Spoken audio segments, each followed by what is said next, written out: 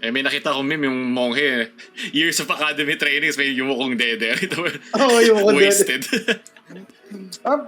Merong Buddhist nga, parang okay pa nga sila kasi yung sinasabi nila yung middle path.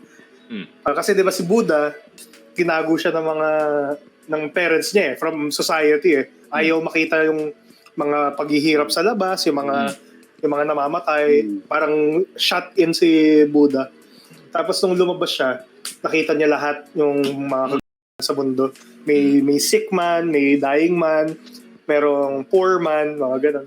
Nag-decide siya na humiwalay na sa royalty. Para sabi niya, magme-meditate siya. Tapos nung nagme-meditate siya, hindi siya maka-concentrate. Kasi gutom siya, nagpa-fasting siya So, hindi niya na-achieve yung nirvana kasi nagugutom nga siya Pero nung kumain siya, meron nagbigay sa kanyang bata ng milk and rice. Ano siya, na-feel siya, di ba? Tapos nakaisip siya ng maayos. So, sinabi niya na the way to enlightenment is the middle path. Pwede ka pa rin kumain, pwede ka rin makihalubilo.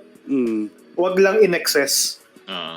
Mga ganun. Kasi life is suffering. If you desire more, may expectations ka. Tapos pag may expectations ka, malulungkot ka lang. Which is okay din na practice actually. Magandang way of life din.